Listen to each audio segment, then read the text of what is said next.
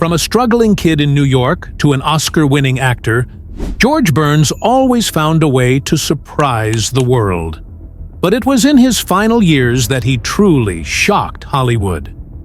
While others retired, Burns signed a contract to perform on his 100th birthday. He joked about age, cigars, and martinis, turning the inevitable into comedy gold. Even after his death, he delivered one last joke. What kept him sharp, witty, and unstoppable until the very end? Let's get into the shocking details of his life. Nathan Birnbaum, later known to the world as George Burns, was born into a chaotic and crowded life on January 20th, 1896. His family, Jewish immigrants from Eastern Europe, crammed 12 children into a tiny 3-room apartment on New York's Lower East Side. Life was tough, but laughter always found a way into their days. Nathan's father, Louis, worked as a substitute cantor. Nathan always joked about his father's singing, claiming Louis was painfully out of tune. To make ends meet, Louis also pressed coats in a sweatshop, working long, grueling hours. Life took a cruel turn when Nathan was just 7 years old. In 1903, the influenza epidemic swept through New York City. Louis Birnbaum fell ill and passed away, leaving 7-year-old Nathan and his siblings to face a world that seemed far too cruel. Without their father, the family's fragile stability shattered. Young Nathan stepped up, taking on jobs to help his mother Dora support the family. He polished shoes on street corners, delivered newspapers, and ran errands, anything to scrape together a few cents. But one job would change everything. At 7 years old, he worked in a candy shop, making syrup for sweet treats. While working in the candy shop, Nathan and a few co-workers found a way to make their dull days more exciting. They discovered that they could harmonize while they stirred the sticky syrup. Their voices blended so well that people walking by the shop started to stop and listen. Sometimes, curious strangers would toss pennies down the stairs to show their appreciation. For the boys, those pennies felt like gold. Encouraged by their small audience, they decided to form a real singing group. They called themselves the Pee Wee Quartet. Their manager was someone unexpected, a local mailman named Harry Farley. Farley had his own dreams of showbiz glory, and he taught the boys how to sing in harmony. With his guidance, the Pee Wee Quartet started performing outside the candy shop. They sang on ferry boats, street corners, in saloons, and even in brothels. To collect money, they put their hats on the ground. Sometimes people threw coins into the hats. Sometimes they didn't. George later joked that sometimes people even stole the hats. But no matter what, the boys kept singing. Every note, every laugh they shared was a step towards something bigger. Years passed, and Nathan realized he couldn't stay a Pee-wee forever. By the early 1920s, he needed a new name, something that sounded more professional. He decided to become George Burns. Where did the name come from? That's a question with more than one answer. Some say he borrowed the name George from his brother Izzy, who had already started using it. Others believe he was inspired by 2 baseball players named George Burns. Then there's the story that his last name came from the Burns Brothers Coal Company, where young Nathan had once swiped coal to keep his family warm. No one knows which story is true, but the name George Burns was about to become unforgettable. George Burns's life changed forever when he met Gracie Allen in 1923. It happened at a small theater in Union City, New Jersey. George, then a struggling comedian, was trying to find his break in vaudeville. Gracie, just 17 years old, had a spark that caught his attention immediately. She had mistaken him for someone else and kept calling him the wrong name for days. This mix-up would later seem like fate, perfectly fitting her famously quirky persona. Their partnership began in a surprising way. At first, George wrote himself as the funny one, while Gracie played the straight woman. But during their first performance together, something unexpected happened. The audience roared with laughter at Gracie's seemingly serious lines, while George's punchlines fell flat. George quickly realized the truth. Gracie was naturally funny in a way he couldn't match. He leaned into this dynamic and reworked their act. "I'd be a fool to try to top her," he later said. They created a routine that became unforgettable. Gracie played the lovable, scatterbrained character who delivered lines so hilariously illogical that George's exasperation became the perfect counterbalance. Within weeks, they had crafted an act that audiences adored. This marked the start of something extraordinary. As vaudeville began to fade, George and Gracie looked for their next opportunity. In the late 1920s, radio was becoming a powerful new medium, and George saw the potential.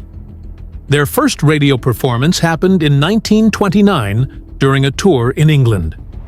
Back in the US, they struggled to break into American radio, even failing an NBC audition in 1930.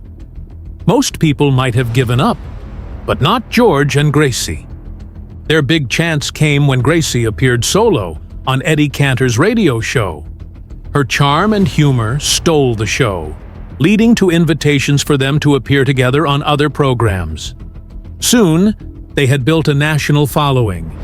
In 1932, they became regulars on a popular CBS program. By 1934, they had their own show, The Adventures of Gracie. It was a massive hit. For years, their radio program featured the same characters they had perfected in vaudeville, George chasing after Gracie, trying to make sense of her delightful nonsense. But by the 1940s, George realized something needed to change. "We were getting too old for those jokes," he admitted. So, George reinvented the show. They became a married couple on air, mirroring their real-life relationship. The new format was a stroke of genius, breathing fresh life into their act. Ratings soared, and the show became a staple for millions of listeners. Gracie's comedic timing and George's clever writing created unforgettable moments. One of their biggest stunts happened in 1933, when Gracie began a year-long on-air search for her lost brother. She would interrupt other radio shows, confuse everyone, and leave audiences in stitches. It was a publicity stunt like no other, and it worked. People couldn't stop talking about it. Their radio career was groundbreaking, but George and Gracie weren't done. In 1950, Burns and Allen successfully transitioned to television. TV was still new, and many thought radio stars couldn't handle the visual demands of the small screen. But Burns and Allen proved everyone wrong. On October 12, 1950, their show premiered, and it was an instant hit. The format was familiar to fans of their radio program, but now audiences could see their comedic timing and chemistry in action. At first, the show aired live from New York every other week. The live performances added an unpredictable energy to the show, but it was exhausting. So in 1952, they moved the production to Hollywood. They began filming weekly episodes, which gave them more control. This move also allowed for reruns, something that was still a novel idea at the time.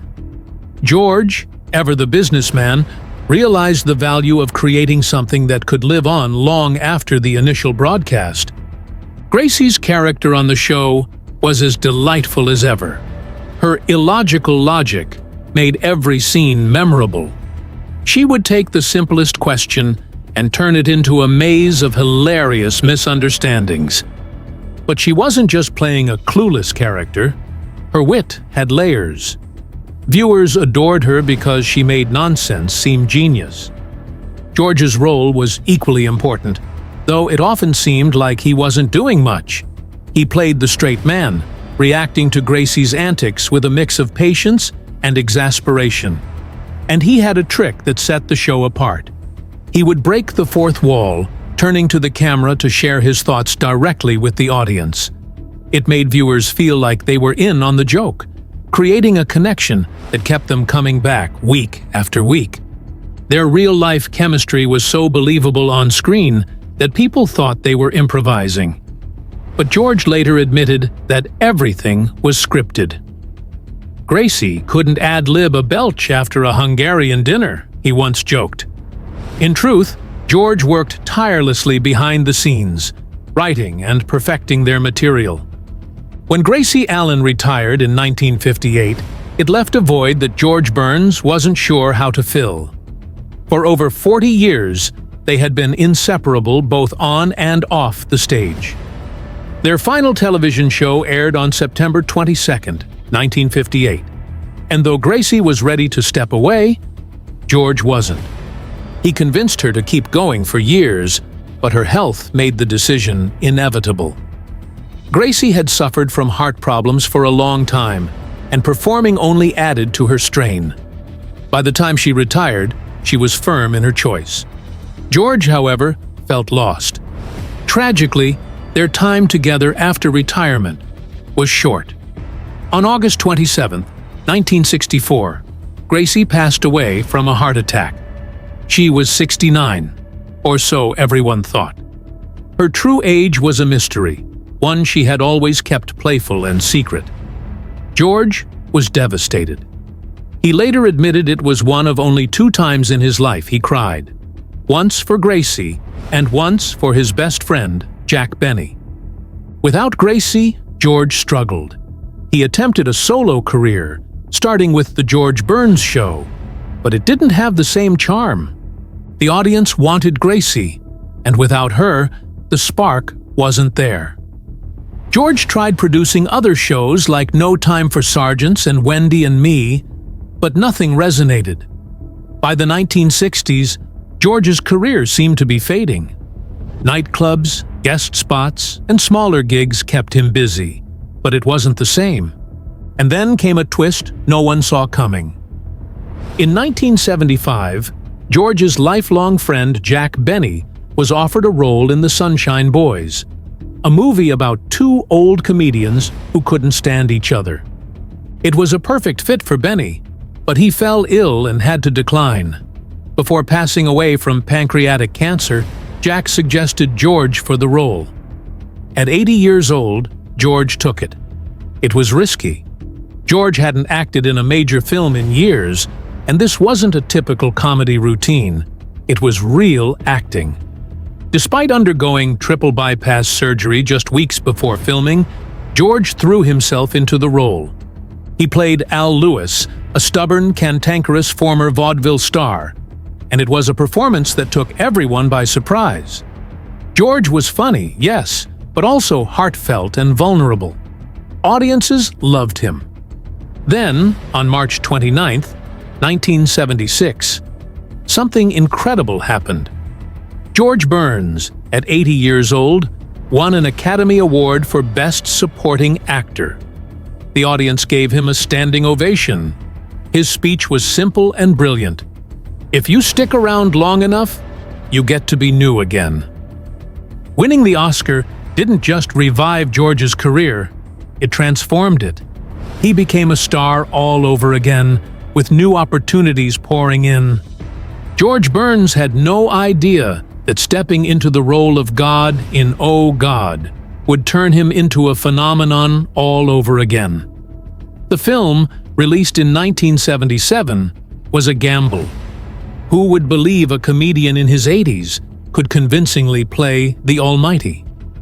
But when audiences saw Burns on screen as a gentle, wisecracking God in a cardigan and sneakers, they fell in love. The movie was a hit, raking in $51 million on a tiny $2.1 million budget. Suddenly, George Burns wasn't just a legend of the past, he was a star of the moment. The success of the first film paved the way for Oh God, Book 2 in 1980. This time, God teams up with a little girl who decides to create a campaign to remind people that God is still around. It was a fresh take, And Burns delivered once again. The film didn't make as much money as the first, but it solidified the series as a beloved staple of feel-good cinema. Then came Oh God, You Devil in 1984, and Burns faced his biggest challenge yet. He didn't just play God, he also played the devil. The dual role was tricky. Burns had to make each character distinct, yet believable. God was calm and reassuring, while the devil was charming but cunning. Watching Burns switch between the two was a masterclass in comedy and timing. He was 88 at the time, but his energy made you forget his age. In February 1995, George Burns pulled off one of the boldest moves in showbiz history. At the age of 96, he signed a lifetime contract with Caesars Palace in Las Vegas.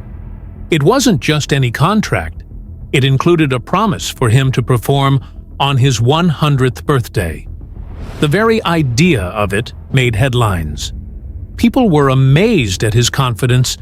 Caesar's Palace, too, was sure he'd deliver, proving how much they believed in his magic. This wasn't the first time Burns had stunned everyone with his optimism. Back in 1983, when he was 87, he had signed a 5-year deal with the same casino. He joked, "They wanted 10 years, but how do I know the hotel will last that long?" His shows were so successful that Caesars couldn't let him go. The audience packed the showroom, paying $30 a ticket, eager to watch the legendary comic light up the stage with his wit, his songs, and, of course, his cigar. As his 100th birthday neared, the excitement grew. Burns originally wanted to celebrate the milestone at the London Palladium, but his loyalty to Caesars won out. Tickets sold like wildfire. 3 nights at $100 each sold out in a week, 18 months before the shows. 2 more nights were added, and they sold out instantly too. Everyone wanted to witness history. Burns played along with the buzz, as sharp and funny as ever. "What do you give a man who's been so blessed?" he said. "Another 100 years?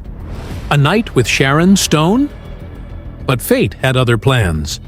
In 1994, a fall in the bathtub led to surgery, and his health began to falter. By the time his birthday came, he wasn't strong enough to perform. Still, Caesars honored him with a grand gesture, displaying a massive happy birthday message on its towering marquee. Even as his health declined, Burns never lost his humor. At 99, in a Playboy interview, he joked, "If you want a good interview, ask the right questions. If I'm sparked, I can talk for days." When asked about dating, he said, "I'd date women my age, but there are no women my age." His sharp quips about aging became legendary. "I get a standing ovation just for standing," he'd say. Or, "At my age, flowers scare me." He even joked about his smoking habit, saying, "If I'd quit when the doctor told me, I wouldn't have lived long enough to go to his funeral." In the introduction to his last book, 100 Years, 100 Stories, he stayed true to his comedic spirit. He wrote, "I'm still an optimist, but I'm not stupid. That nurse isn't watching me all day to see if my toupee is on straight." George Burns and his cigars were inseparable, like 2 old friends who had been through everything together. Even at 100 years old, he smoked up to 15 cigars a day. Over the course of his lifetime, he puffed through more than 300,000 cigars. It was a staggering number, but to Burns, they were more than just a habit. They were his signature. He didn't go for fancy Cuban cigars, though. Burns loved El Producto Queens, a modest and reliable brand. Every month, a fresh delivery of 300 cigars would arrive at his Beverly Hills home. If it didn't, his butler would scour local stores to stock up. His devotion was so strong that he turned down offers to try expensive Havana cigars. "My little lady," he called his El Productos, always staying loyal. Then there were his martinis, a chilled glass of gin, a splash of vermouth, and that was it. He had one almost every day, right alongside his cigars. Burns liked to joke that martinis were part of his secret to a long life. Cigars, martinis, and young girls, and never eat anything you need a knife to cut. When George Burns made his final television appearance, he added one last twist to his legendary career. It was for an Australian Football League commercial celebrating their centenary season.